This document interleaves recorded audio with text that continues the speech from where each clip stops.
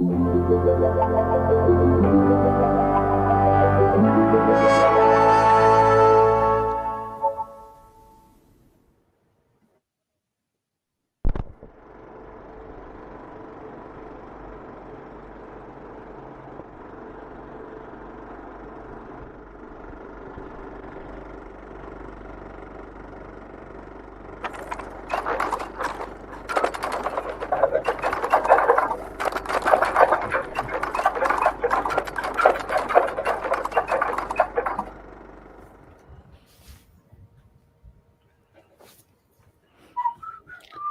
for goodness sake, get the picture down. There we go. Hello, Spence. he snuck in while the titles are going, yeah. No, he snuck in. I know his game. Absolutely. Hello, everybody. Welcome to the Interesting Modelling Company Sunday service. So there's three of us tonight, and we're in a change of venue. We're up here in the library. And we've got quite a few things to get through tonight, which we will do. But before we do that, gentlemen, if I can use that phrase, how are we? All right. Yeah. Yeah, not too bad a weekend overall. Yeah, it's been good. Except for a massive carbuncle that's growing on my face. I saw that. Yeah. Is that not just your beard? No, look. Oh, you got a zit? No, it's not. It's like it's a cyst or something. I don't know. But I'm starting to look more and more like Lemmy every hour. Are you sure it's not a vestigial twin? Well, like little Petey from Family Guy. Frankly, I'll treasure the company. But apart from that, it's not painful, but it's just to look at. Thanks. Very helpful. That's right. No, it'll be fine. It'll fall off. It'll fall off. Welcome to the show tonight, everybody. Well, the elephant in the room, apart from Drew's carbuncle, obviously. Yeah, exactly. There we go. So we know the patter. The elephant in the room is you're all thinking, well, what are you doing here, JM? Why aren't you in Buckinghamshire? That's a very good question. And I'm going to answer that at some stage. Other than we didn't go. Something happened with the booking, and it was decided that not to go. So we will tell the full story at some stage, but yeah, obviously very disappointing because I was all geared up, ready to go, and I'd got printed material done and worked out an itinerary of what we were doing and models that would be built and all that. But yeah, no, didn't happen. So alas, 'twas not to be.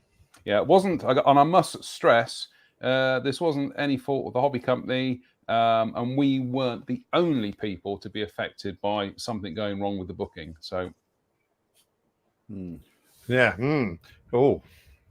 so that's as much as I'm going to say on that. But yeah, so now here I am stuck with you two, which is really top this weekend off completely for me now. So, oh, you lucky boy. Absolutely. So right, okay. Well, look. So that's that out of the way. What have you been up to, Spence? Spitfires.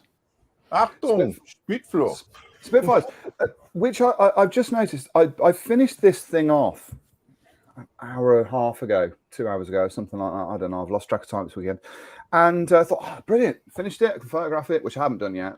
And now I've just realised that I haven't actually trimmed all the flashes on the tail to run around the tail, which I've now got to do, which is a bit annoying.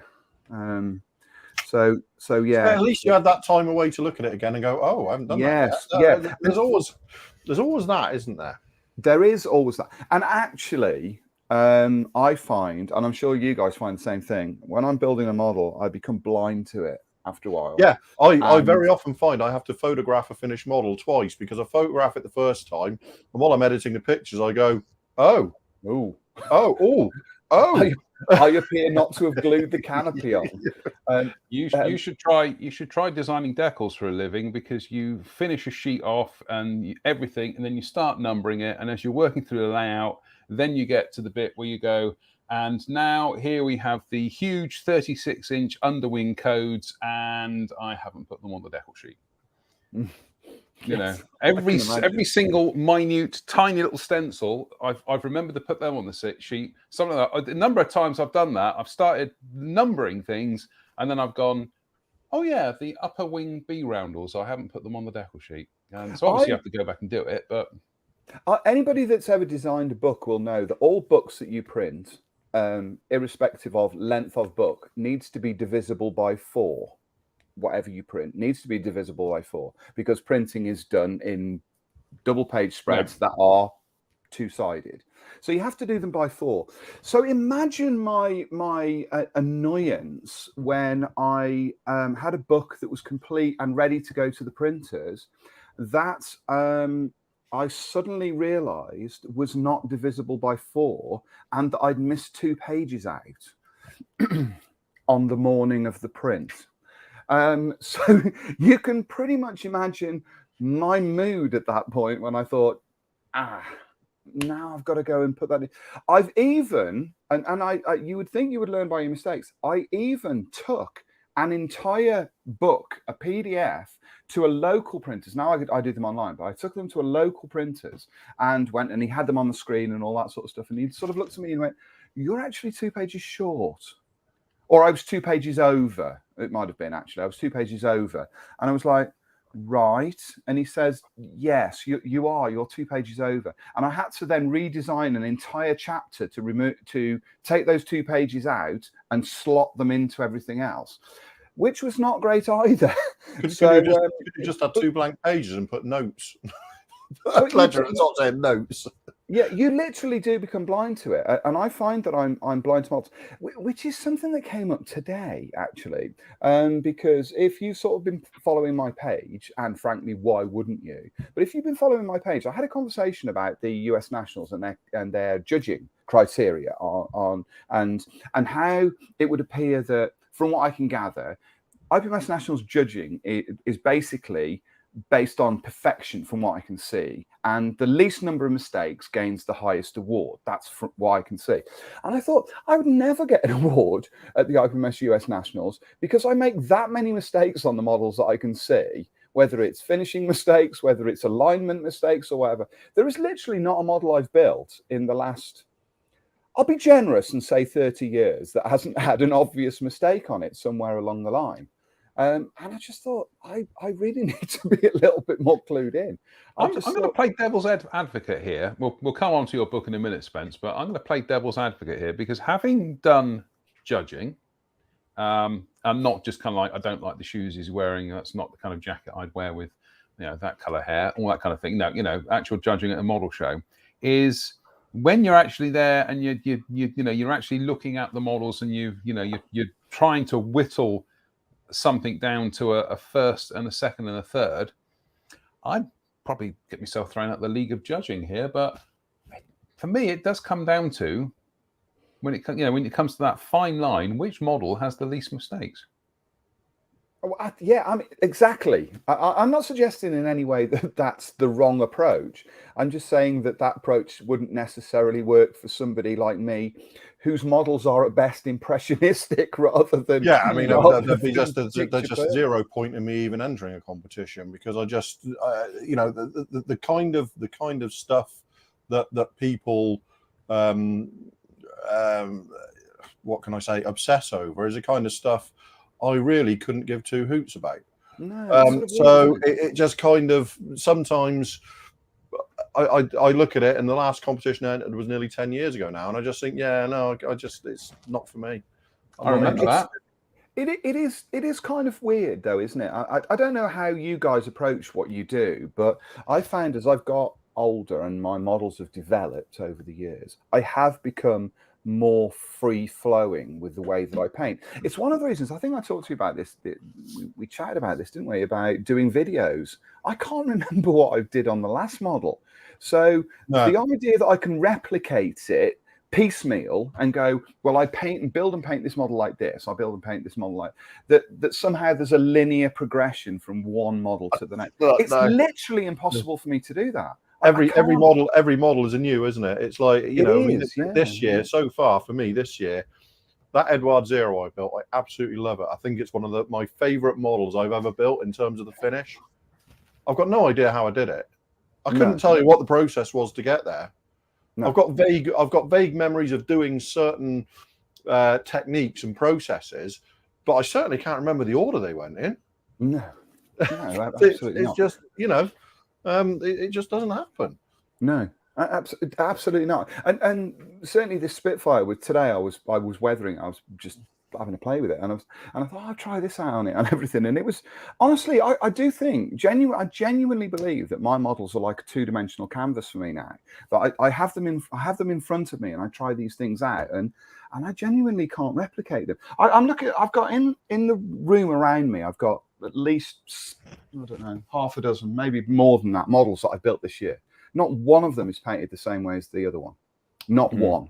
I could put them all side by side, and they're all completely different from each other. The Voodoo's different from the 106. Yeah. I mean, I have there's certain tools and techniques I tend to use on every model, but the order and the smaller details just change every time. Yeah, every time. You know, I go from, you know, at the moment I use VMS varnish, I use lacquer paints. I use a gloss coat. Outside of that, that's pretty nice. Everything just happens as it happens. Oh, I need to do this now, so I'll try that. Oh, it could do with some of this, so I'll try that. Yeah, but there's no sort of fixed route. I couldn't write down and say this is what I do for every model. I think that's why. I was going to say, I think that's why when you sometimes see these things pop up on Facebook pages and the like, where slightly less experienced modelers are trying to get an angle on how other people do things, and you try to be diplomatic with your response in as much as try it and see.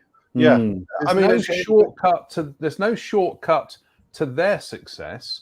Their success with their finishes has been fought for very hard. Now, obviously, you can impart information which will help an inexperienced modeler avoid certain pitfalls, but there are some things where you can't. You've just got to say, look. Well, at base, it comes back to the question you get asked every model by somebody: what was the thinning ratio and paint pressure you used to spray that?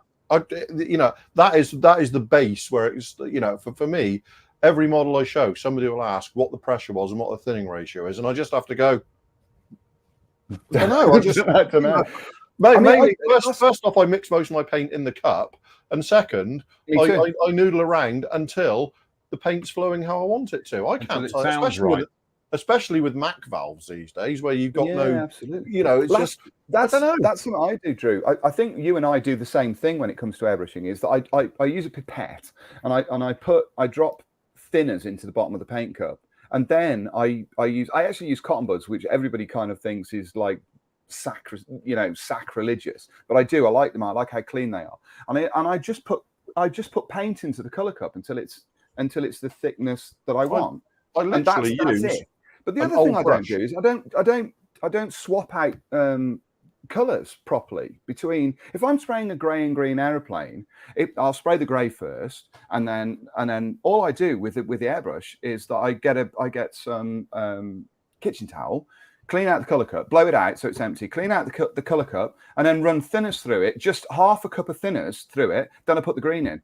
Yeah. That green is not going to be altered. The hue of that green is not going to be altered at all by what's in there. The only time you would do something that wasn't quite like that is if you'd use metallics. You don't want metallics to get into the paint. I would say if you were using primary color, white, red, or yellow, something along those lines. I mean, the only color I make a point of cleaning properly is, I mean, even metallics clean out very, very easily these days, even the acrylics. Red, I find I really have to, but what I generally tend to do with red is I'll do exactly what you did, which is a couple of, scoot round, wipe round, a little bit of thinners through, and then I put a couple of drops of black into the airbrush cup and spray that through, because that clears out the very last of the red and gives you a neutral. Yes, good idea. Yeah. And people kind of look at me and then they try it and go, oh, I see what you're doing now. Because red, I mean, can you imagine going from red to white and not properly cleaning your airbrush? Yes. And then what happens when you get to the bottom of the white? This is what always happens. You get to the bottom of your spray, and then what it does is it runs the residue of the original red out. Yeah. It's left in there, and you get like a little patch of pink, little bloom of pink in the middle. And so I mean, red, sort of really vivid colours like that. I would probably do the same with some of the more vivid blues. Some of the more vivid blues, I would just a couple of drops of black and spray it, thin it down and spray it through, and then you can move on to whatever color you want. You can move on to white after that, because all it's going to do is make it very, very slightly gray, which doesn't matter. I appreciate, though, at the moment we could be passing on very bad advice to people, but I don't know. Well, it just seems to. No, I don't think we are, Spence, because all we're saying is how we do it. It's almost like a disclaimer at the front of a jackass on television. These stunts are done by professionals. We're not don't try this at home sort of thing. We're saying this is how we do it. If you want to try it, what's the worst that's going to happen? You're going to end up with a little bit of pink in your white model, and then you have to go back and clean it up and start again. Yeah. And if you do, it literally is nothing to do with the three of us. Yeah. So please don't complain. But no, you're absolutely right. And I picked up my Spitfire collection last week from Cosford, as I mentioned. And first things first, I couldn't quite believe how many Spitfire models I've built over the years. I need to stop building them. But not one of them looks like the one next to it. They are. I even to the point where I built two Tamiya Mark I Spitfires within a month of each other, and those two models don't look alike. They look like they're literally built by somebody else. And I do think that's kind of odd. I always thought that I had a sort of a fairly noticeable style, but maybe I can't see it anymore. Maybe I do have a style. I don't know, but the models certainly alter. They've certainly shift between. Yeah, projects. I mean, I think there's certainly for the most part, I think if somebody showed me one of your builds and didn't tell me it was from you, I would probably be able to identify it as being yours. But it's still an evolving. You still do different things. I'm sure people would identify mine. I think that's could identify mine in a lineup. Because however much we vary how we do sort of stuff, there's still kind of a fingerprint, and it'd be the same with Mike Williams, who's watching. It'd be the same with all of everybody. Everybody's got an almost indefinable fingerprint, if you like. It's not like you can say that technique is Spencer's. In the case of some of my models, quite literally a fingerprint. Well, we've all been there. Just going to say hello to got people on tonight. Goodness me, it's a bumper crowd tonight.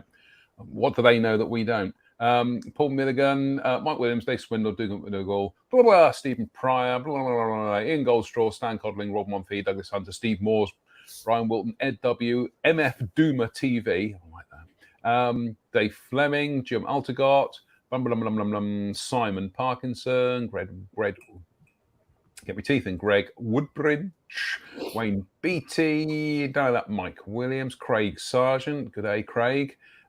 Frank Blanton, Griffier, Bryn Robinson. He says, sounds like you guys have been enjoying enjoying modeling as a hobby, in the zone and all that, as it should be.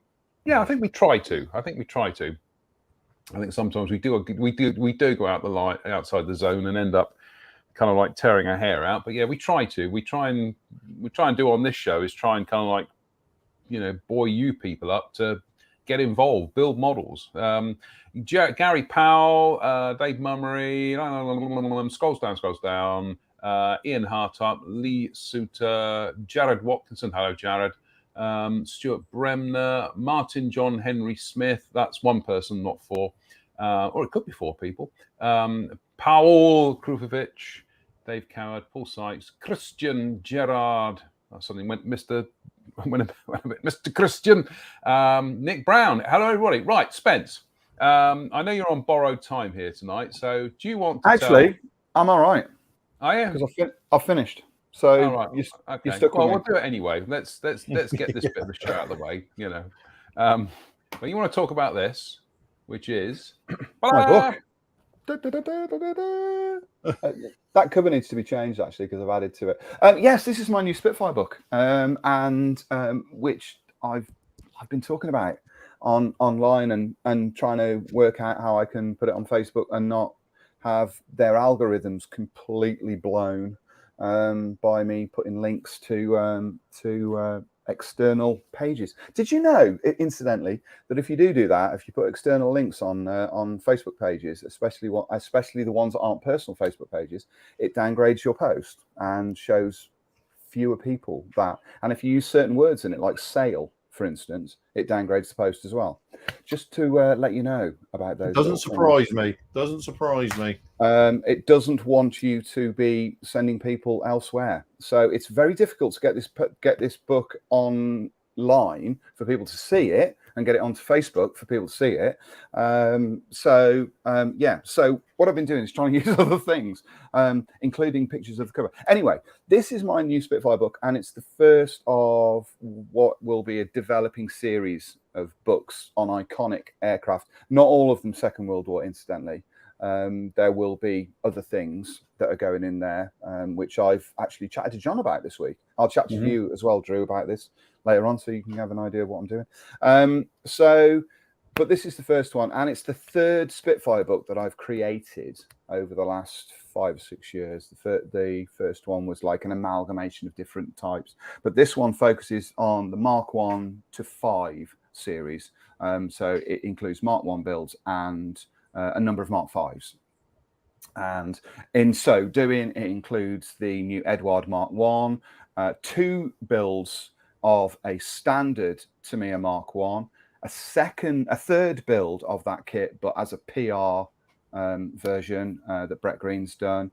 And then there are 2 Airfix builds, a Mark 5 and a Mark 5C. Oh, incidentally, there is also a legacy Tamiya Mark 1 in there as well, which we've done as a Royal Navy aircraft. So there are a bunch of Mark 1s and a couple of Mark 5s that have been built from Airfix kits.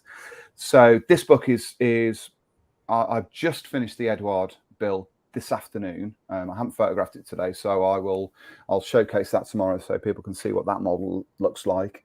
But this book went on sale yesterday.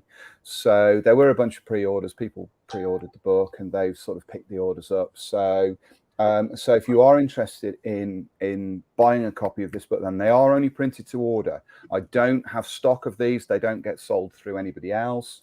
It's written, designed, and put together by me, and then I get it printed and everything. And so it is printed only to order. You can't buy this anywhere else. So if you want a copy of this, then check out either my Kitbox Facebook page or the Kitbox on WordPress, which is kitbox.org. And if you want to sort of check that out, and there's a link on there that tells you everything that you need to know about this. And yeah, I'm really excited about it. It's sort of come together quite nicely. It's got a bunch of different ideas, different finishes, sort of different looks at these kits. It's quite a nice little book, I think. So if you are interested in this, it is on sale now. The pre-sales, the reason why it goes on sale before it's fully complete is the pre-sales are what allow it to be printed, because they pay for the printing costs. Without the pre-sales, I can't get it printed. So if you want a copy of this book, please let me know. You can either message me through here or like I say, go onto the kitbox.org. That's the place to go. Yeah, the kitbox.org. I tried doing Kitbox and it said this domain is for sale. So there we go. Yeah, no, it's the Kitbox. The Kitbox. In fact, there are some nice little pictures down there of the aircraft in the book, actually. So there are, yeah, you can see all of the models that are in there, other than the Edward one, because that's obviously the one that I've just done. Incidentally, when it comes to the kitbox.org, which is my website, that's where kind of all the lengthy posts and all the bits and pieces go onto that site. If people are watching this, they've not checked that site out. It is my website, and you can subscribe to it. And if you subscribe to it, it will tell you everything that you need to know. When I put something on there, it will let you know. You just put your email address in there. So you can follow that page, and it will allow you to sort of see everything when I post up on there. So and it's free. It's not, you don't have to pay for it. There's lots of nice photographs and all that kind of stuff, but it tells you everything you need to know about this particular title. So also, I say this is number 1. The next 2 have already been announced in this series. So the next 2 will be the Messerschmitt 109 Gustav, which will be based around the Tamiya 109G, Eduard's kits, and some other sort of bits and pieces that I'm thinking of. That'll be in 72nd and 48 scale, and then the build that the book that follows that will be the FW190, which I've not covered yet. I've not done an FW190 book. So here you go. These are some of the models that are in. That's the Tamiya Mark 1 that was done as a Royal Navy aircraft that's the original Tamiya Mark 1. The original one, not the new kit. That's the original one, which I still really like, I have to say. I know it's got some issues. It's a bit portly, but I really like it. That's the current generation Spitfire Mark 1 that's in the book. And then there's another build of it, which is this one here. And this has got its enclosed canopy with pilot in and all that kind of stuff. So you can see the difference between the two as well. You can see the difference in tones of the colours that I used as well, and their approach. Spitfire Mark 5 is an airfix kit. This is 48 scale 1 in US Air Force markings, or US Army Air Force markings. And this is the 72nd scale airfix Spitfire Mark 5. One of those is a B, one of those is a C, and I can't remember which way around it is. That's a C.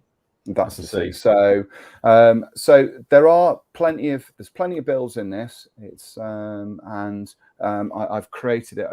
And finally, this is Brett Green's PR1, I think. PR1. Which he's done as a conversion of the Tamiya kit. So there's plenty of options in this book. Plenty of things that should hopefully get the juices flowing. So please, if you do want a copy of this book, please let me know. Book's due to be finished this week. It will go out to print the following week. If people haven't reserved it or bought it by then, they will miss out, because I won't overprint this. So that's just the way I do it. I like to keep everything nice and small, nice and tidy.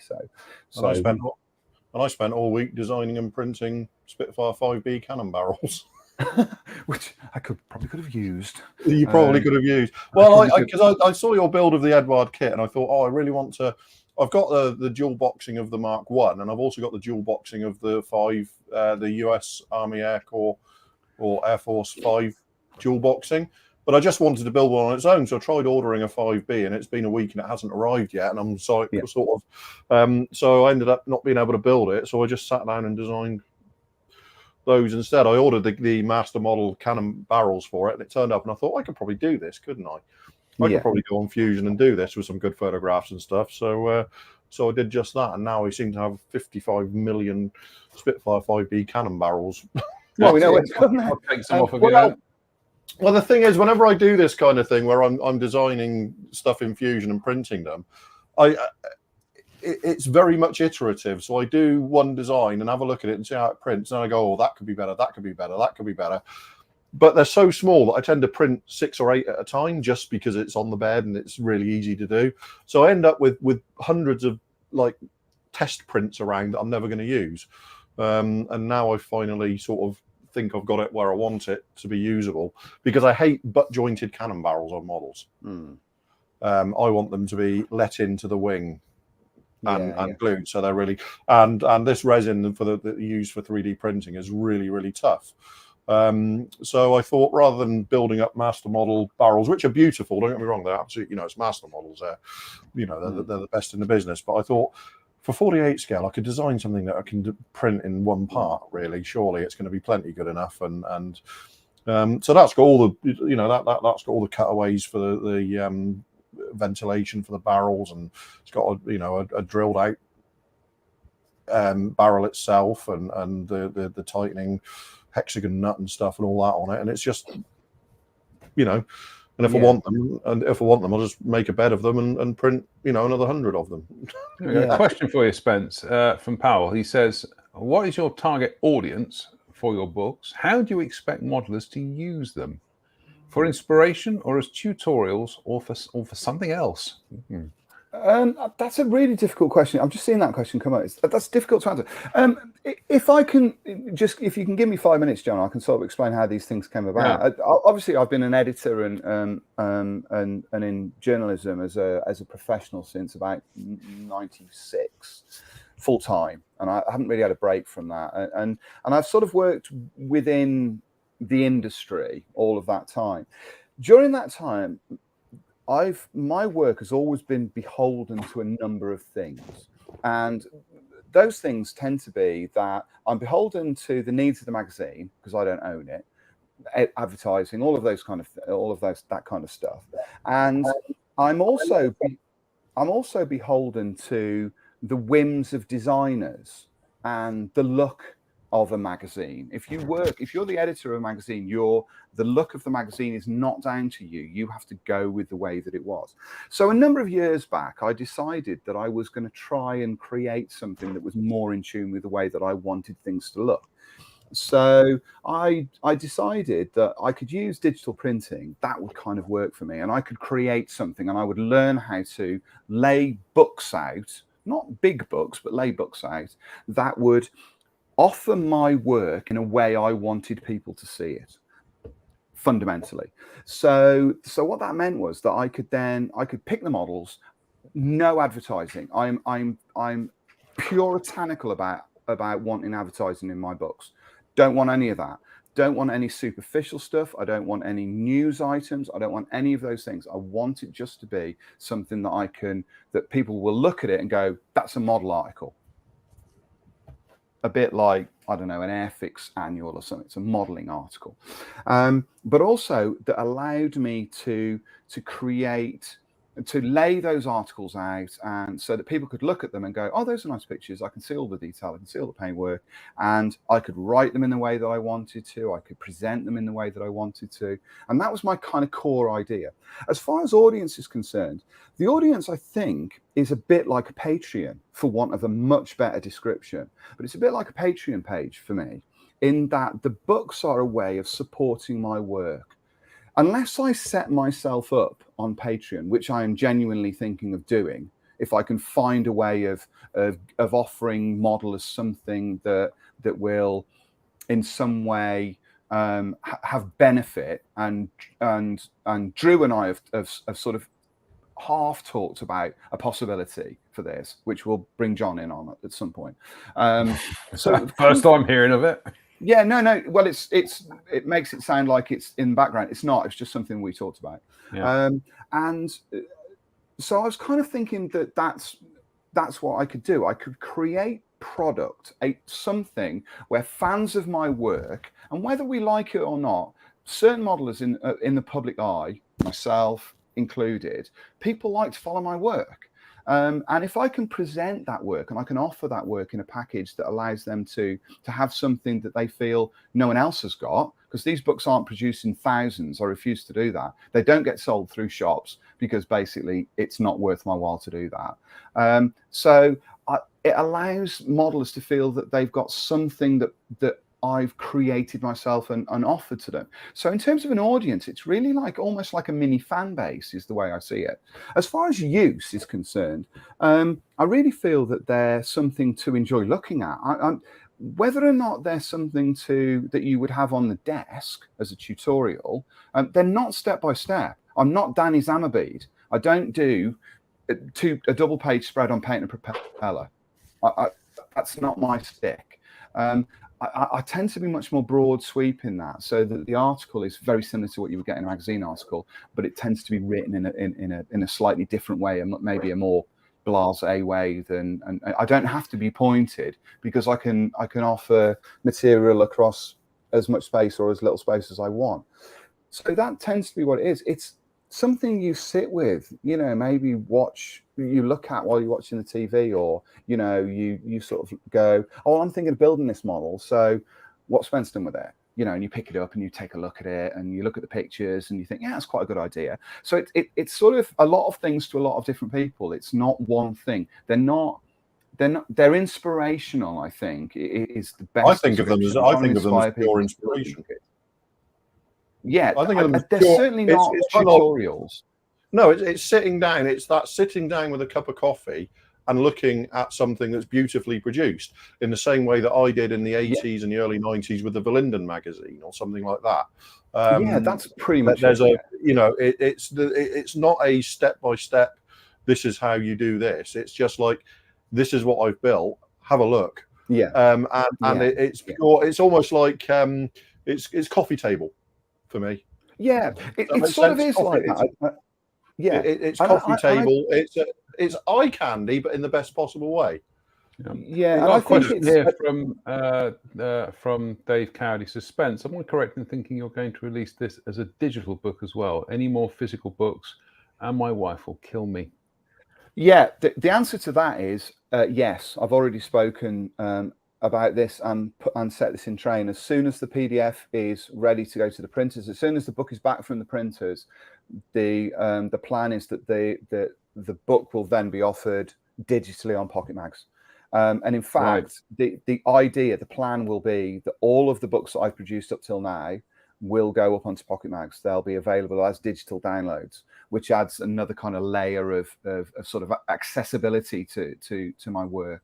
That I'm also going to be putting up there. I've spoken about this, but I haven't set this in train yet. I'm going to be putting up the Tornado, Harrier, and Tomcat books as the next tranche of books that will go up there. So alongside the new Spitfire Icon book, those 3 books will also go up there, and they'll join the original Spitfire, original Mustang, and original Messerschmitt 109 books, which are already up there. And if I can sort of say this to anybody that's watching, and it does sound like I'm putting out the begging bowl, but I do this for a living, so this is literally my full-time job. If anybody wants to support me and wants me to continue to do this work, please consider taking a look at things like buying a book, or go onto Pocket Mags and download the app. And the books that are on Pocket Mags are downloadable for about £12, so they're not that you don't pay any of the postage. They're about half the price of the print copies. It really makes a difference if I can see those books being downloaded and it comes to me. It really does make a difference, and it allows me to carry on doing the work that I'm doing and then offering other things for you to hopefully enjoy. So I was going to say, well, we've got 2 elephants in the room coming up now, but elephant in the room is that I too have been looking at Patreon. It's like, for the simple reason that the costs of doing this live stream, the cost of the subscriptions or everything or whatever, in normal times, no problem. But in this current climate, it's taking money out of, other things. So I'm going to be looking at seeing about just doing like a nominal kind of Patreon thing. It'll still be, this show will still be free, but looking at perhaps doing some add-ons that will only be available to Patreon subscribers. It's purely, it's an unavoidable economic necessity now, because the price of everything out there is going up so much. I know people watching this have got pressures on their finances as well, but when you're paying the best part, I think it's coming up now to about 50 quid a month for the hosting for the show. That ends up being a big chunk of your yearly budget. So we'll work out something anyway. I'm certainly not thinking that's not something. It certainly isn't something I'm thinking about even this year. I don't think it. No, it may be something that down the line I'm thinking of, but at the moment it's kind of okay with other things that I'm doing. But certainly the downloads are really useful, and like I say, if it would certainly make a difference. Just to be clear, I'm not looking at Patreon for anything at all. No. You're staying with OnlyFans, aren't you? So yeah, pretty much. Yeah. But this is what I go back to earlier on. When I follow a bunch of people on Patreon. If we can sort of get onto this subject, I follow a bunch of guys on YouTube whose work is all on. Then it's part of Patreon, but they offer their videos on YouTube. Most of which are fantasy painters who paint Warhammer and all of those kind of things. And There's one in particular. He's an American guy called Ninja John, whose videos I like a great deal. He's very funny. He's very affable in what he does. He's a brilliant presenter. Apart from anything else, he's obviously very clued in. And I watched that and I think he's sort of doing all of this and making it sound like he knows what he's doing.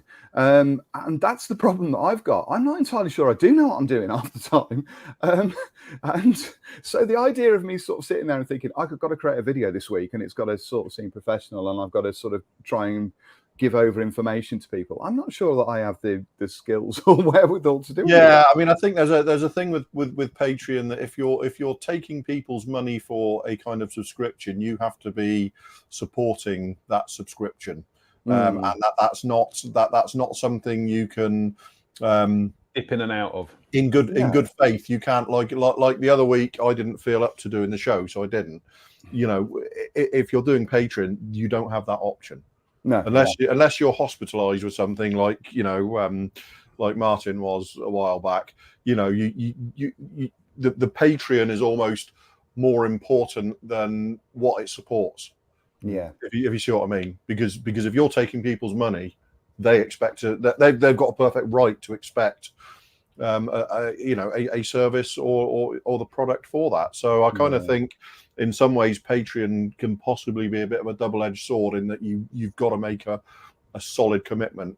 Yeah, and I think that's the same with the books, Drew. You know, the books for me have gone on. The pre-sale went out yesterday, so I'm in a position where the printing can be paid for, but I have people's money. So and I feel extraordinarily strongly about this, that I now have a deep responsibility to those people, that book has to be as good as I can get it. Now, a lot of people who buy the book will have already bought all of the others. In fact, a number of people have bought every single thing that I've ever published, right from day one. And my responsibility is to those people. It's not to me. It's not an ego thing. If I create something that somebody's paid for, you damn well better believe that I'm going to make sure that they get what they've paid for. And I agree, and that's exactly the same with Patreon. You can't suddenly go, do you know what? I've had a bad day today. I've been painting fences all day, and I'm tired. I really can't be bothered to do this video tonight. That's not how it does. You put on your smiley face and you come on and you go, yeah, this is how it's going to work. And whether or not you're doing a little modeling show like this, or you're doing something to hundreds of thousands of people, it's the same. Your responsibility is the same, and that goes the same way if you're at a model show. You talk to the best modeler in the world, or you talk to a rank beginner, you better believe that I'm going to treat them in exactly the same way. Exactly. I am not going to gift my time to somebody that I admire above somebody that's just starting out. No, that's not happening. So yeah, I think it's just important to do that. I think, and if you go down that path, you need to be sure that you know exactly what you're doing when you hit it. Really. Yeah, like I say, we'll be having chats about things and stuff and things. So right, the other elephant in the room. We've had 3 elephants in the room. There's another. Why are all these elephants? How many elephants are there? It's a circus. It's a circus, and it's it. But the other elephant in the room, literally, this is the elephant in the room. Now this actually popped up live Wednesday when I was doing my JMQs. That could be a Patreon thing, couldn't it? JMQs, there's a thing. This came up live that this had just been announced at the American IPMS Nationals. So kind of we had an idea this was coming, and in fact, I'm sure Kinetic announced this a while back, a few years ago, and then nothing happened. But no, it's happening now, and it's a 1/72nd scale, not 144th, not 48th, 1/72nd scale C17A Globemaster 3. Discuss. Well, first of all, where are you going to put it? I mean, the thing is, it's going to be it's not the largest kit that's ever been done, because we've got kits of the AN225 and for that matter the monogram B52 and B36 especially. What it is going to be is Airbus. Yeah, mind you, this is a good bit bigger than an A400. This is much bigger, isn't it? Yeah, it's a good bit bigger than an A400. So this is the thing is, whilst it's probably not going to be in span or length as big as, you know, a B36, quite obviously, this is going to be a big chunky model. This is going to be a big chunky model. It was announced about 4 years ago, I think, originally. Yeah. And it kind of fell by the wayside because they were, you know, Kinetic have been very kinetic, shall we say, in their in kind of upgrading what their, you know, their approach to the hobby. So it kind of went on the back burner. If I'm honest, I thought it had been abandoned altogether. But clearly no. So here we are. And given, I mean, Spencer, you'll know, having built the Pucara, what the kind of quality they're achieving these days is. I mean, if it hits anything like the levels of the Pucara, it's going to be magnificent. I mean, in pure size terms, it's going to be magnificent. But it'll be interesting to see how they do approach it, though, in terms of detail and what they put inside it and all of that kind of thing, and how they break this down. I've got a sneaking suspicion that they're probably going to be breaking that fuselage down into sections, aren't they? Unless they offer it in a box that's a meter long, so that you can have the whole of. I can't see that. Can you? A single, you know, fuselage halves. Do you know what? I never discount anything these days from Chinese manufacturers in terms of how they approach something, and I would think they would break the fuselage down, but I also, if they don't, I'll be kind of not hugely shocked. No, I mean, you certainly chances are you're looking at. I'm just looking at the wing and whether or not they'll treat that like the Zvezda C-130 and have that sitting in a hole inside the fuselage to add some sort of strength in there. Of course, because the wings are big too. You know, there's going to be a lot of, presumably they're going to have to deal with some tricky spar work inside there to stop those wings from sagging. Yeah, it is one of those kits. I mean, it's way too big for me. I simply don't have the logistics to be able to work on something like that. But it'll be fascinating to see what it looks like, and it'll be fascinating to see how they look at it, how they, in terms of detail, how they approach this. Because yeah, I mean, I've got no interest in it whatsoever. I've got no interest in it whatsoever, purely because of its size. Yeah. But I've got a massive interest in seeing what it's like when it's released and what people do with it. Yeah, I mean, I can't wait to see one of them built up. It'll just, you know, it's going to be a, hopefully, like I say, there's given that Kinetic have changed, you know, what we're seeing now is Kinetic's standard going forward. Yeah, there's really no reason why this won't be utterly magnificent in every possible way. I agree. You know, they've really upped their game in the last few years, and I'm kind of. I got mixed emotions. Like I say, I can't wait to see what people do with it, and hopefully somebody will do one of the Qatar ones in the airliner type scheme. That would be phenomenal. Yeah. But I kind of, yeah, it's not of interest to me. Yeah, I mean, certainly in terms of painting as well. I've got a bunch of tins of Gunship Grey here that I've got for various Strike Eagles. I can't think you would want to airbrush something that big unless you've got, you know, you use a spray gun with it, really, because it's enormous. It's just, yeah, I mean, it's going to be a major undertaking. Then again, you know, I've seen a few of the Model Spit Antonovs built up, you know, and with, you know, B36s built up aren't that rare. So it's all sort of, in terms of overall footprint, they're sort of broadly comparable. It's just that this is a big transport aircraft, so it's going to be chunky.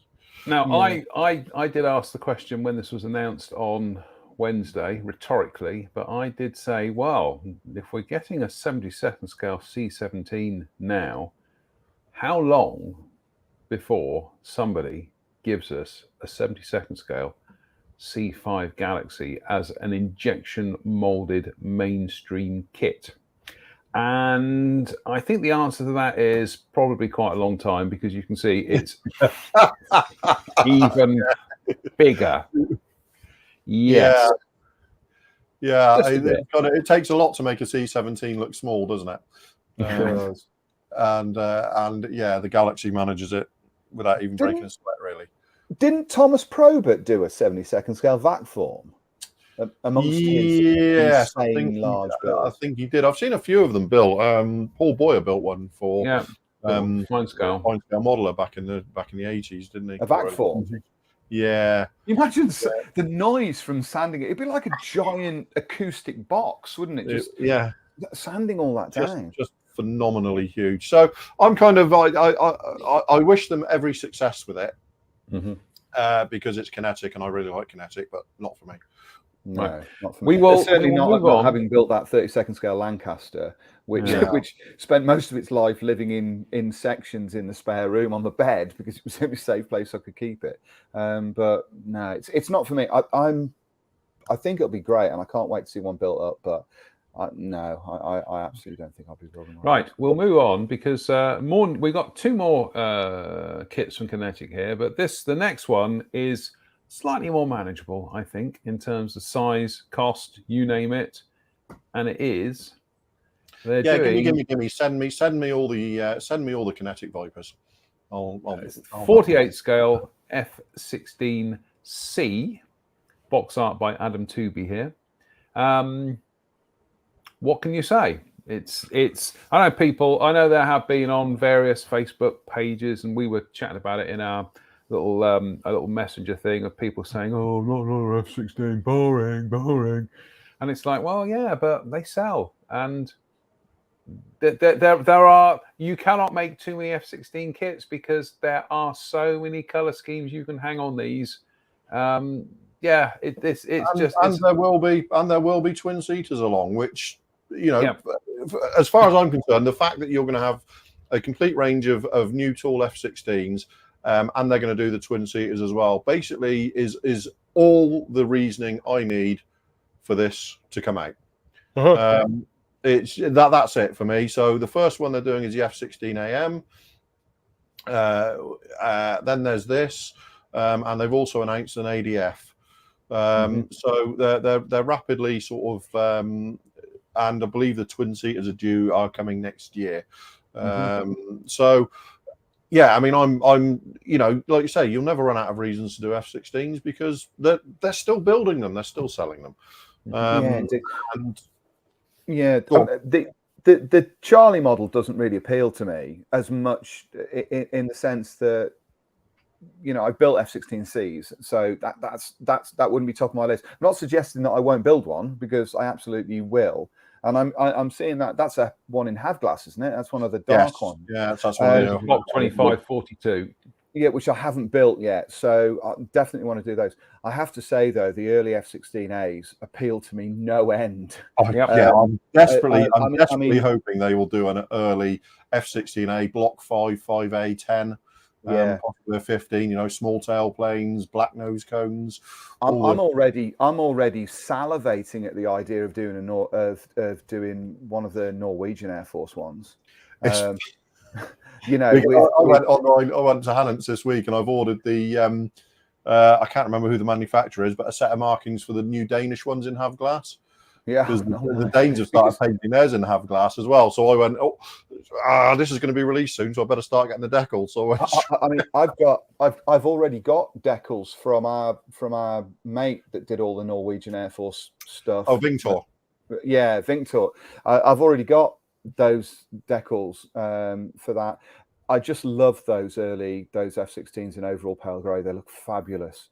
But you just think of, I mean, the endless number of early 80s special schemes that were, I mean, the Dutch, for instance, you could just spend your life just building Dutch F16s with beautiful tails. So I cannot wait to do one of those. I cannot wait to get my hands on this kit and see what Kinetic have come up with, sort of sort of 14, 13 years on from their original one. I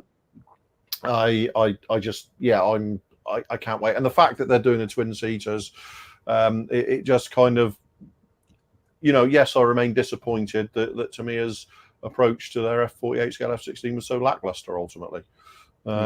It really, because I want all of my F16s to look to sit next to each other.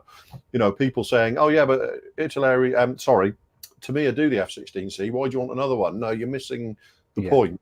In that, I want to be able to build a block 52 with a big spine or a Barak and put it next to a single seat F16C and not have it obviously be a different model.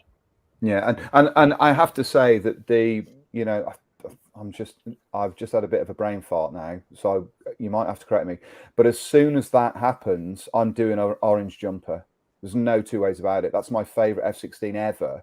So I'm doing that Dutch test aircraft with all the calibration panels all over it. Yes, yeah. That will be my number one subject. As soon as that kit comes out, I'm doing orange jumper. I've been wanting to do it for a while, and I actually had a Hasegawa 2-seater that I was going to use for it, and a bunch of sort of additional parts, power brake housing, and all of those kind of things. And I have the decals for it. I have bits and pieces that go with it. But I may as well wait for Kinetics kit to come out now, and then just slap the markings onto that. I'm hoping in the fullness we'll get in the fullness of time we'll get sort of an F16B boxing, because I really fancy doing one of the European one aircraft in 1980 with a black nose cone. Why wouldn't you?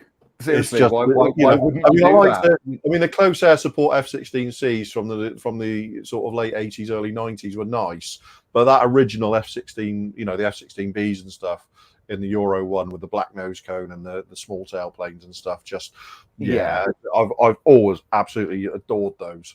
It wears those colours well. It does. It goes back to what we were talking about a couple of weeks back, I suppose. Our formative years, really. Although I like F16s across the board, it's one of my favourite aircraft. It's the early A's and B's that I love the most, and those early jets, I genuinely adore them. So the idea that I'm going to be able to model some of those sort of early 80s. It's funny, but we seem to be. I think you're the same as me, Spence, in that now I'm starting to look back to early iterations of fourth generation jets. It's like I've always maintained that the early US Navy and US Marine Hornets with the paler grey schemes are my favourite Hornets, because I really like that where the topside colour cuts back under the lurks and stuff like that. They've always been my favourites. I've always really liked Air Superiority Blue F-15s, and I really like all the mask grey A-10s, the mask 10A schemed A-10s as well. Those loads of different grey schemes they tried, and the Jaws ones, and of course we've got A-10s coming this year or early next year. Somebody posted a photograph of a Bentwaters A-10 on Twitter, I think it was, and he just put some love for Bentwaters A-10s, and it was in the original charcoal grey scheme and the lizard scheme, and it's just like, that's glorious. How is that just nothing? It's sort of that kind of period, really, isn't it? That you've got, and I prefer the original F-15 scheme. I like the blue ones; they're beautiful. But I like the original Compass scheme more than I liked the later more definite. Yeah, I'm very much. I prefer the early Compass scheme, especially with the full color markings. Yeah. There's something really. I think somebody showed some pictures of some Bitburg-based F-15As last week, and it was the original ones with the full color markings in the Compass grey scheme, and it's just it makes you want to rush off and build a model immediately. Yes, I think we had Mike Reeves salivating out. I think he linked me into a photograph of one. I don't think it was from Bitburg. It might have been Soesterberg, maybe. might have been there rather than Bitburg. And it had got like all the crew all walking on the wings. No, that was the that was the Bitburg one, wasn't it? That was the. It was it. I thought it had a different tailcode. It wasn't. I don't. CR was Susterberg, wasn't it? Because that was. I don't think it was BT. It was different. Anyway, it might have been. But he said, "Here you go, diorama," and I was like, "Yes." That was... it was the one with the tennis court on the.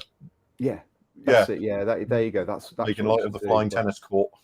I think, honestly, Kinetic have basically bought a load of paper and a big printing machine with designs of lots of different banknotes, and they're just going to run this off for the next 18 months. Well, this is it. This is kind of like, it comes down to, we do get, obviously we do get people who perhaps genuinely seem to be sometimes put out that kit companies are going for the bankable subjects, but we come back to this point that okay, in the last 10-15 years, I know Kinetic got a lot of ragging for their first generation F-16 kits because they had the Tamiya kit as the baseline, but ultimately, despite the fact that we may think that the F-16 has been overdone as a subject, obviously, as kit quality keeps improving all the time, is we go back to some of those kits from 10 years or so ago. Certainly, there are gaps in the variants. Like I say, we haven't got a quality, F-16B or a D. So we haven't got anything of that type and whatever. And so, obviously, once as kits progress, we are going to look. We can look back on the Hasegawa kits from the 80s. They're very good, but they're very basic now. Yeah. And, the Tamiya kit from, 15 years or 16 These days, 15 years in this industry is a long time. Yeah, but exactly. It's not just the F-16. You look at F-15, it's a lot of the early production versions of all of these aircraft. We're crying out for a current generation F-15A. And B, we've got F-15Cs and Ds, but we haven't got the early ones. We haven't got As and Bs. I know they're not massively different, but they are still different. It's like, whenever you see, we talked about this a couple of weeks ago when we were talking about Bradleys and Abrams and all of those kind of things. Companies are falling over themselves to produce kits of Leopard 2 A6s. Nothing wrong with Leopard 2 A6s. I'm a big fan, but we've got a load of them. But they're not prepared to produce vanilla Leopard 2s. The same. Yeah, if somebody did a tooling of a Leopard 2A3, I would be, I like the Leopard 2A4, but the two, if they were to do the really early 1981, 82, 83 Leopard 2s, I would be all over that. I see Bill Ryfield, for instance, did, they've just done a Leopard with an interior and all that sort of stuff. Yeah. Please, Ryfield, can you have a look at doing an M1 Abrams, not an M1A1 or an M1, IP, an M1 105 Abrams. Now, I know we've got Panda's kit of this or whatever, but I'm talking about something that's up to the level of other things that we've got. A Bradley, an M23 Bradley. Vanilla Bradley without all of the armor packs scabbed all over it. The original vehicle, just something that we can pick off the shelf and build and know it's right. Exactly. Know it's quality, know it's right. Bill says, I doubt anybody will better Kinetic's range of Harriers. I bet somebody does, Bill, and I bet it won't be long. Yeah, you can't. 15 years ago, people were saying, I bet nobody will ever better Tamiya's F-16, and we're on the cusp of finding out if somebody can. I can. Jeff. He says, face it. We just harken back to our teenage years and the aircraft and the schemes in the books and mags and air shows. And you know what? There is an element of truth to that, Jeff, because whilst these two were talking, I went online and I thought, really want to get my hands on one of them. Because I tell you what, back in the 80s, this was the antithesis of anything I wanted to build. An F-16, a grey F-16, boring. Honestly, you walk into beaches, you trip over these. They just had them everywhere. Now they're kind of rarer than rocking horse poo. Well, I can remember being, the excitement over that kit being released. Yeah. In 1983. Hey? Very good kit, apparently. Yeah, it's a beautiful model. But it's a beautiful model in the same way that the Hasegawa 48 scale model was beautiful. It was beautiful in 1983. Yeah. Now, it might still be very, very nicely molded and cleanly molded, but stuff like the breakdown and the detail levels and stuff make you go, yeah, that's not where I'd start these days. Yeah, I'll tell you why I want to build this one, because I've still got somewhere the Scale Aircraft Modelling review, and I think it was, I can't remember if it was might have been Mike Jackson or it might have been Mike McAvoy, but he built the all grey Danish one, which they're very vanilla. They're just overall grey. There's not, there's not much going on them in terms of colour scheme, but boy, they look great. I really like them. So, when you're talking, you mentioned about Harriers. The one family of Harriers that we really need a new kit of is second gen Harriers. AV8B, GR5, 9, AV8B 2 Plus, TA-AV8B, T10. We need the whole family of 48 scale Harriers, because those Hasegawa kits, as nicely molded as they are, and I built a GR9, as nicely molded as they are, those intakes on it are absolute nightmare. Those Hasegawa kits, they drop the ball on especially in 72nd scale, they drop the ball so much on those kits that they're just not great, really. Yeah, I mean, I mean, I've been sort of looking at in 72nd scale backdating the F. Have we talked about this as well? Backdating. I feel like I'm having a retrospective conversation with myself. Backdating the Airfix kit and trying to create an AV8B. I really like the AV8B, the original AV8B, and I really like the GR5 as well. There's just something about those. I backdated one to a GR5. Yeah. That's easy. Look, there's so many spare leftover noses from the original Airfix GR5. You're laughing, really. Although I used a quick boost nose, I think it was. But these days, Drew will probably just make his own. So yeah, but second gen, actually, Drew, me and you need to have a conversation. Come to think of it, about 3D printing. Yes, we might well need to have a conversation talking about Harriers. Second gen Harriers. I think second gen. I think if there's a new family of kits likely in the next 4 or 5 years, I think Kinetic must be looking at that family and must be thinking, I would be hugely surprised if Kinetic don't. Let's have a Ricky's at that. And I'm just gonna say that I know we don't want to go down the road of playing why don't they do this, but I'm still absolutely staggered that there isn't anything out there for first gen Harriers in 32nd scale. Nothing. Well, what have we got? A P1127 from Revell. That's it. Nothing. No HAR1s, no GR3s, no SHARs, no SHAR2s, AV8As. In 32nd scale, somebody out there, they want to pin their flag to that, they'll do. And the only AV8B that we've got is Trumpeter's thing. Trumpeter? Thing. Yeah, Trumpeter. Oh yes, we have. Yeah, of course we have. Yeah, which is right. Let's move on, because we've still got some more items to cover tonight, and we're overrunning. But what the hell? This is from another release from Kinetic. This announcement this week from Kinetic, kind of not entirely new, because this is the civilianized kind of US police version of the MRAP. So it's like I say, it's essentially a rebox with some new bits and pieces, new decals and everything. These vehicles, we were chatting to Drew about this before the show. These vehicles were essentially being disposed of, and they went from costing, I think they were kind of like cost the US military something like about $500,000 each, and then they were being sold off to law enforcement for literally a couple of $1,000s, and that's it. So, but there are quite a number of injection molded figures for things like SWAT teams and stuff these days. And again, we can't criticize the kit market for not giving modelers something different, because this is definitely something different.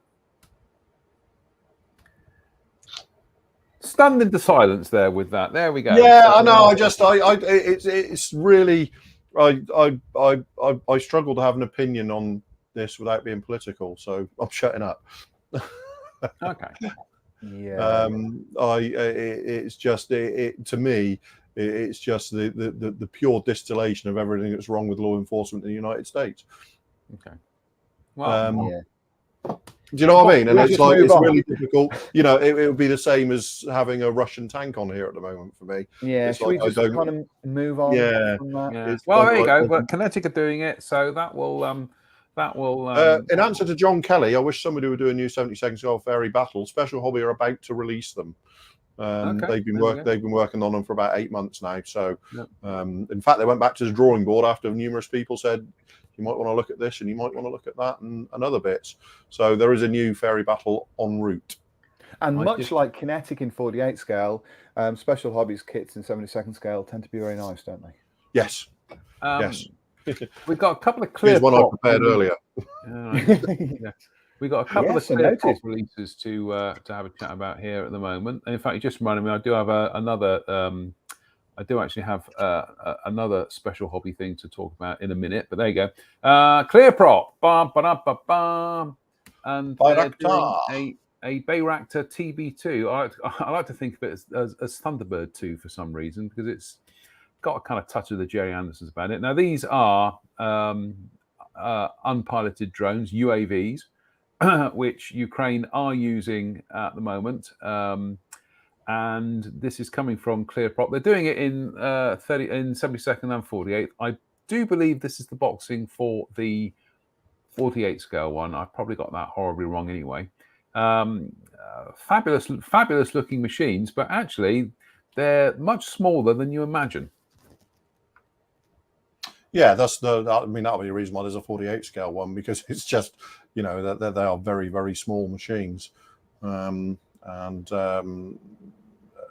They've kind of faded into the background a little bit recently because they're not having a good time of it. But yeah, I mean, it's an obvious choice for Clearprop, isn't it?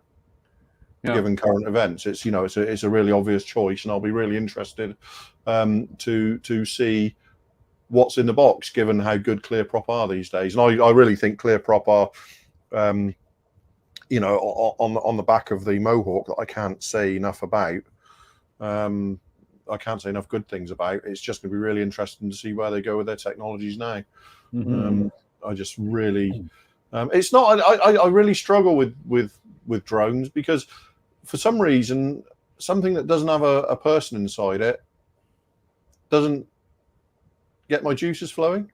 No, same here. Do you know what I mean? It's like, it's really, it's a great subject, but even stuff like the Global Hawk and the Reaper and all those kits and stuff, I just can't get excited about them. Yeah, but on the plus side, there's no clear parts to mask, so this could be the perfect aircraft model. Yeah. And bearing in mind there are other users as well, so it's not just Ukraine that uses them. So yeah. John, before we move on, can we answer the question that has just popped up from John Connolly? Yeah. He's just put, hello guys, can I ask you, is promoting the airbrush making us elites, as I'm getting a lot of from hand painting side? Can I answer that? I'm not entirely sure that we are promoting it, bearing in mind that people have been using airbrushes regularly in what we do since the early 80s. Yeah. It's not new technology. It's not like we're suddenly saying, oh, we found this new method of doing things like 3D printing or whatever. It's old hat. You know, here's the thing with model making. You can build and paint a model any way you want. You can, I mentioned this earlier. I follow a lot of guys who paint only with they paint with paintbrushes, and they use airbrushes for certain effects, special effects. They don't paint the whole model with airbrushes. You can paint figures that way. You can paint armor that way. You can paint aircraft that way. I follow a guy on Twitter in particular who paints all of his models, hand paints them all with paintbrush, and they're really, really nice. does a very nice job on them. You can do it any way that you want. Airbrushing allows you to step away from that and gives you the ability to create effects that you can't paint with a paintbrush. And I think it's almost the same conversation as, you know, I don't weather my models, almost as if that's a tacit accusation that you shouldn't either. So the idea that people, you know, that somehow there's a them and us. Half of my paintwork on my models, no, 2/3 of my paintwork on my models is airbrushed. The other third is with a paintbrush. You can't build and paint an entire model with an airbrush. You can't do that. You have to use paintbrushes. So it's just a tool. So if your mates are saying to you, I'm going, oh, you know, you just use airbrushes all the time and all of that kind of stuff, say, well, I also use paintbrushes. It's just another skill. And if you don't want to learn another skill, that's fine. You paint it the way that you want it, you know. But let me see you do a gloss finish on a racing car with a paintbrush as easily and as neatly and as smoothly as I can do it with an airbrush. I'm going to go further, Spence. This is one of the rare occasions where I'm actually going to get off the fence, remove the wood splinters from my backside, and actually say something almost bordering on controversial. I would say, John, anybody says that to you, it's a very simple response.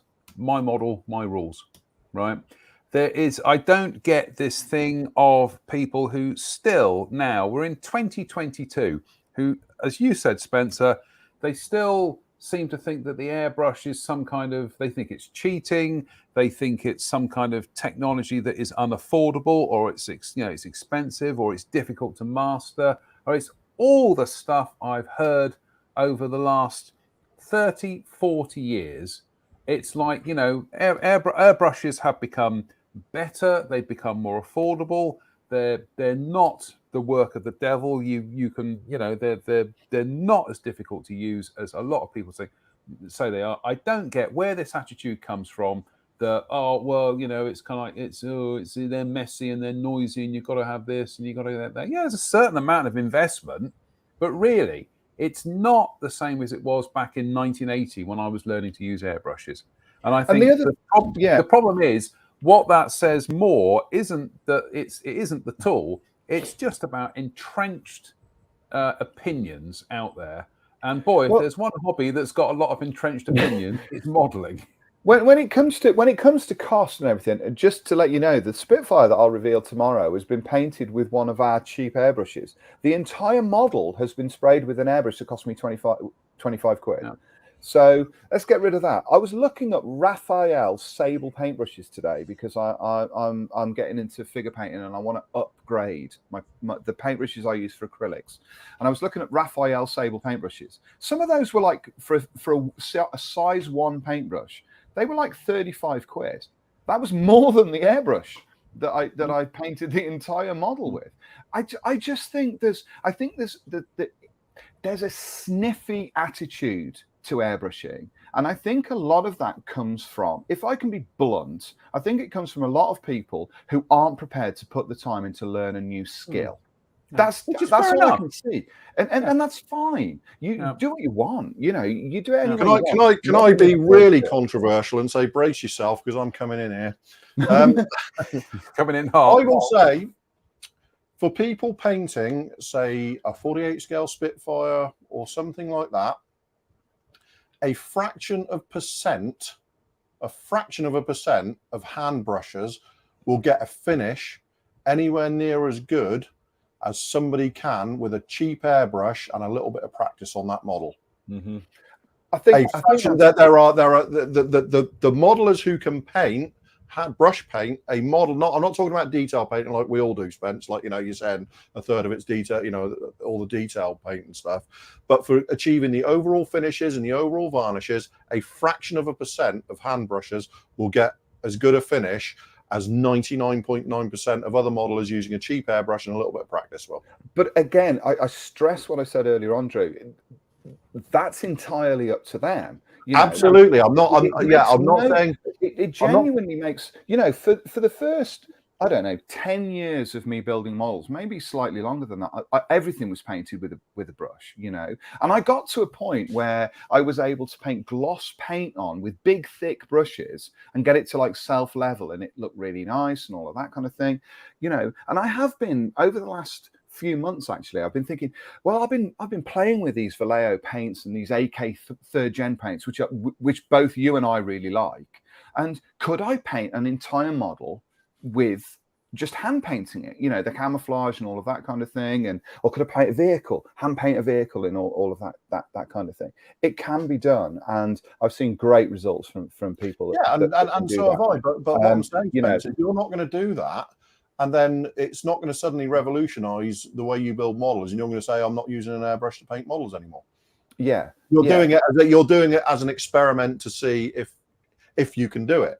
I think not with a view to changing your inherent processes. And I think much like anything else, though, a lot of things that we do is fairly basic. I think, you know, cutting parts from a runner and gluing them together is a basic skill, isn't it? You know, painting a seat matte black with a paintbrush, basic skill. Those kind of things are quite basic. When you step into the world of airbrushing, you're stepping into a much more involved and technically advanced process, because you're dealing with atomized paint that's going onto a model. So you're dealing with a whole bunch of impenetrable ideas and techniques. You've got to deal with masking, you've got to deal with surface prep, you've got to deal with paint thinning, airbrush ratios, what airbrush to use, what compressor to use, all of those kind of things. So you're going from a basic set of skills up into, it would be like, you know, I don't know, Drew. It would be like you explaining to me how to sit in front of a lathe and turn a piece of wood into a table leg. Okay, that. And then saying, right, now from that, I want you to machine a high tolerance metal part on this machine that's going to go on a helicopter.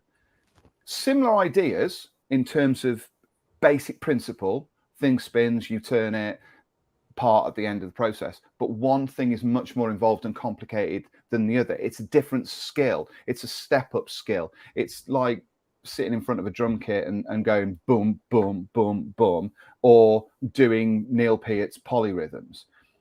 Same drum kit, same set of sticks, same limbs, advanced principles.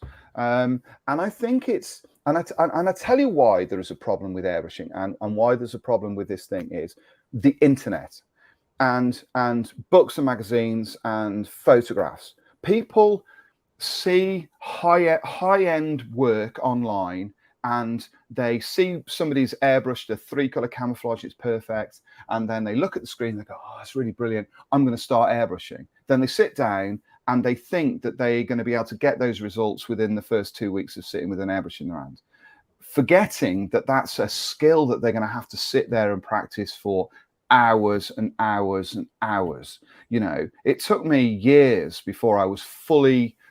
Now airbrushing, I can pinball. You could probably do the same. I can pinball a spot, a dot on a 1 mil square from 3 centimeters away and never miss, miss that square.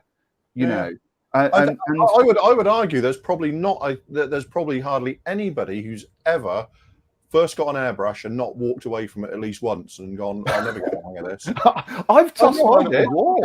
You know, Drew, I lost count when I was a teenager, when I was learning how to airbrush. I lost count of the amount of models I smashed because I was spraying, making it worse because I was using extra color as well. You know, gloss paint. I couldn't get it to thin properly. I was pebble dashed.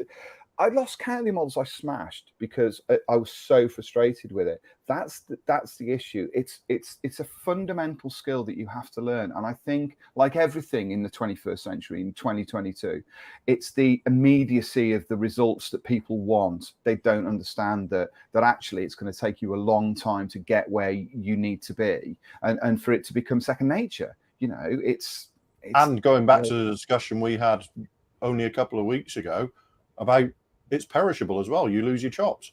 You do. John mentioned it the other week. I can't. My freehand airbrushing is rubbish at the moment. No, that was me. I said that was me. I said my freehanding has gone down the pan, and I really need to get it back because I spend so much time masking finishes these days that when I sat down to do a freehand, it was awful. Yeah, this wasn't me because my freehand has made my freehand airbrushing rubbish. Oh, you know. I've been doing tests this week with getting lots of different therapy putties. Because this stuff is far too soft and settles far too quickly. Yeah. And so I ordered this medium stuff, therapy putty, which is exactly the same stuff, because silly putty is ridiculously expensive. Mm-hmm. What I saw this on your page, Drew. What is therapy putty? It's exactly the same as silly putty. Right. And it's exactly the same as silly putty. I got that one day from Amazon, and then I went on Amazon the next day and I ordered this, which is 5 different firmnesses of putty. So I need to get some of this. So there's extra. Hang about. Let's change to. No, there we go. Yeah. Right. Oh. So there's extra soft. Soft, medium, firm, extra firm. And it is exactly, it is literally the same stuff. Look. Oh yeah, it's just there's different. It's just there's different firmnesses of it, and it just behaves exactly the same. Yeah, yeah, it does. Yeah. But the thing with this is, I did a test. I put up a little video on the Interesting Modeling Company a couple of hours ago, where I put this extra firm next to this stuff to watch how it settled. That stuff was settling seriously within about a quarter of an hour. Yeah. This stuff, you could see it moving, but very, very slowly. So if you were to put that firm stuff, say, over a 10p piece on your desk and just sit it over a 10p piece, it would basically like a blob. It would go over the top of the 10p piece, and then you'd see the detail in it when you took the 10p piece away. So it is exactly the same as this. Is it called therapy putty because it's for people to play with? Is that what it is? Yeah, it's literally for people to. Right. And that's why you've got all different firmnesses of it, so people can build their strength up by using it. But can obviously, I ask how much you paid for that, Drew? How much was it? I think I paid for this 5-pack about £13. I think it was. Yeah, it's about the right price. And yeah, so but all the others will settle really quickly. But this stuff, what I like about this is, I think for spraying, if you roll this out, and use it for lining out a camouflage, like so, it's going to maintain that circular edge. It's not going to settle very quickly. Yeah. So you're going to get that feathered. You're going to get that feathered zone. So you can, and then you can just flatten other bits out and use it to mask off. Yeah, that's what that's the way I painted the Spitfire. I find it easier to do it that way rather than masking the whole airplane. And I find it easier to just mask a small section and then use the rest of the silly putty, flatten it all out, or do what you did and try and create the pattern with the silly putty and just put the whole pattern in place in one piece. That's how I do it with blue tack. But with this putty, I'm going to start experimenting with this putty, and probably going to stick the extra firm. I would suggest is the best of the lot for this. And I'm going to start experimenting with using this because I think it's got real application. And it's the same with something like the wheelbase and stuff, where you can just pop it in and push it up to mask off a wheelbase very, very simply. I mean, I guess the softer stuff would be brilliant on armored vehicles, wouldn't it? There you go. There's a video I did. Look, that's 15 minutes. Wow. So you can see the blue extra firm stuff didn't really settle at the same rate, well, anywhere near the same rate, whereas the AK stuff settles very, very quickly indeed. In fact, That was put in there as a big lump about an hour ago. Yeah. And that's settled completely. Yeah. So yeah, that's been my experimentation for the week. And so I would say get yourself some of the extra firm therapy putty. Yeah, I'm going to look into that because I think that will be very useful to have around, because it silly putty has become my kind of go-to masking for camouflage, and I've got that F105 to do at some point in the next month or so, and that's got 3-color camouflage on. I don't want to be messing about with doing sort of odd things with it. I'd rather just sort of crack on and do it. That one there I bought as a single was about £6. This 5 that came in that was about £13. I mean, there will be uses for all the softer stuff. You know, as you go on, but definitely the extra firm I think is the way forward. And so, it is therapeutic. I'm playing with it at the moment. Yeah. I actually really like playing with it. Just having it in my hand. There's no answer to that. Here we go. This was sent to us by Yoav Efreti. And this just to wind me up, Yoav. Just to wind me up. Special Hobby's new Mirage 3C that he's just built one of the first test shots and everything on it. God, and I never got a test shot.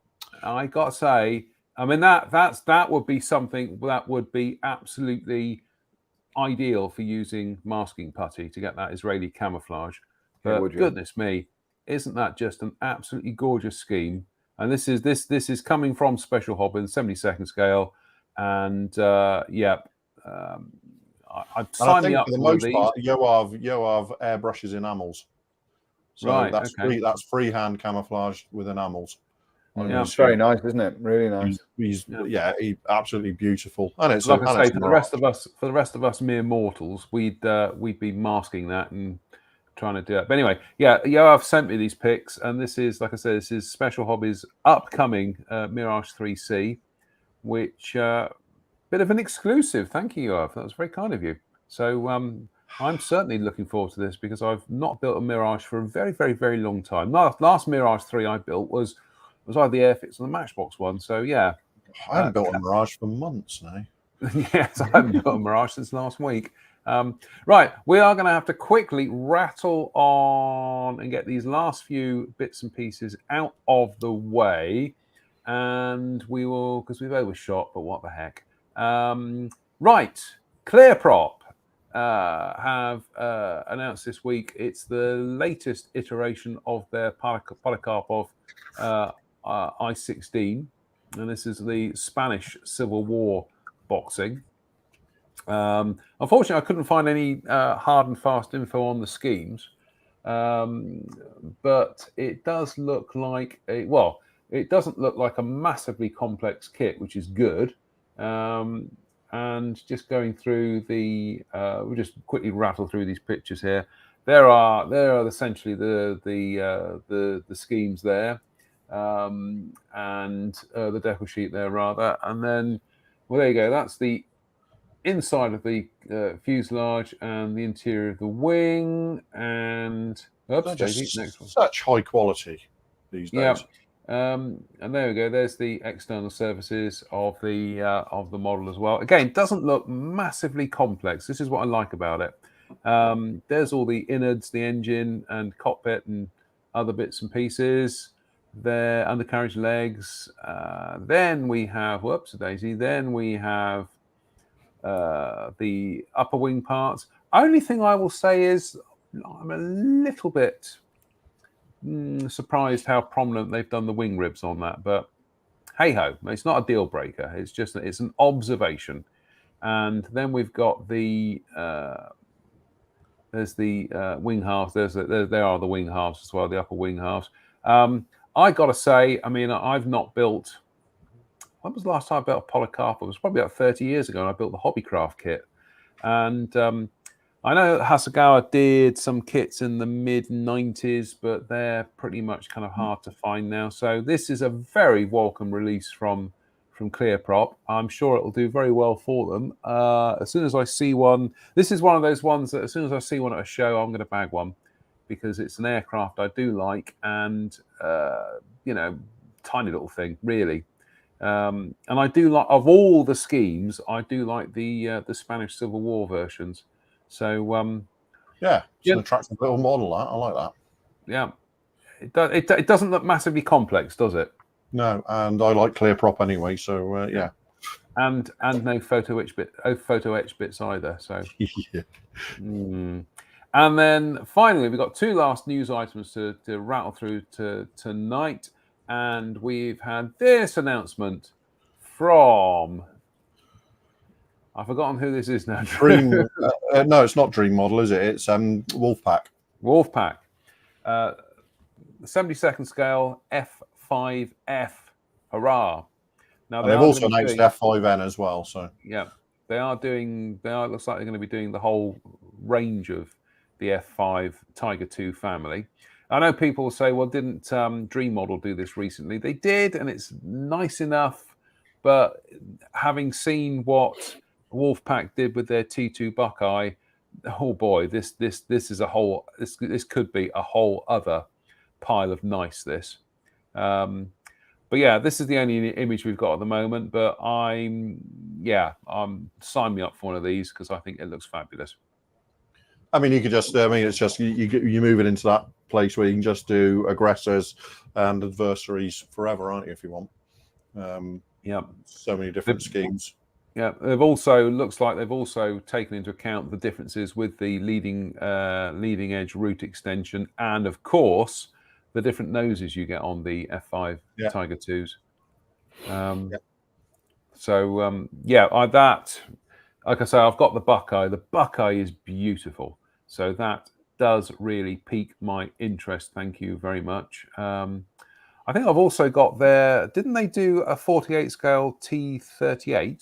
Yes, they did. It's beautiful. So yeah, absolutely fabulous. So I do like the F5 family. So anyway, and then finally, we have announced and shown at the US IFMS Nationals this week, and it is the 1/16th scale M4 A4 E8 from Andy's Hobby Headquarters. Now, this is his own kind of range of kits, which have been done in conjunction with, I'm trying to think of it is now, Tacom. There is an unboxing video, so if you go to look up Andy's Hobby Headquarters on YouTube and you can watch it. I mean, this looks absolutely beautiful, and big old thing, OBS. But what a time we live in when a model shop can now team up with a manufacturer and release a high quality injection molded kit in a large scale like this. I like that. Mm-hmm. It's actually a lot chunkier. It's a lot bigger than I expected as well. It's a chunky model. It is big. Having built the Tamiya radio controlled A3E8 or E8 Sherman many years ago for when I was at Traplet, it's quite a chunk of a thing to put together. So it almost seems like it looks smaller there than it is, but it's quite a beast of a thing. But what I like about this as well, seeing this picture, is I like the commander figure. Looks great, doesn't it? It looks like he's sort of leaning on the hatch, which is kind of cool. So I like the look of this. We are going to cover that only briefly tonight, but with the proviso that I've been having a chat with Andy himself, and with a bit of luck, we're going to try and get him on the show to talk about it. So that'll be good. Yeah, absolutely. So fingers crossed. We'll try and arrange a date with him, but that'll be good. But yeah, that's been another manic week for new releases. It's just been, as you can tell by the fact we've nearly shot 2 hours now. So and there's other stuff that we've had to leave out tonight because reasons. And we got a bit of controversy in as well, so that was good. We got a little bit of controversy. What the hell? So anyway, I haven't got my bell with me, but I do have my tweezers. So that's pathetic. There we go. Any other business? No, I think I'm good. No. See you Wednesday. I haven't got anything. I haven't got anything. Yeah, I haven't got anything else either. That's a surprise. Like I said, apologies to everybody who was expecting to see us at Warfest, but we'll try and resolve that for next time. Anyway, we will be back on Wednesday, July the 28th, the last Wednesday in July. In fact, this time next week, I do declare that I think we're done with July, and then we start hoving into the autumn months almost. In fact, my op-ed that I'm writing the op-ed I'm writing for Model Aircraft International at the moment is actually now the September issue. So obviously I'm very happy. But yeah, we'll be back on Wednesday. Could be, hopefully we see if we can get Andy on for Wednesday. If not, we'll try and arrange a time suitable for him. But anyway, that's it. I haven't got anything else to talk about. No, I will see everybody on Wednesday. Yeah, excellent stuff. Well, thank you, Spence, for coming along tonight. Thank you, Drew. Thank you to everybody who's tuned in tonight. Goodness me. So many people. I can't name you all, but you know you are because you're all in the comments there. And yeah, we do appreciate the support because it gets us out of bed and gets us talking modelling. So exactly. So on that note, as always, just remains to say, stay safe. Stay out of trouble, and well, probably see you Wednesday. See you later. Bye for now.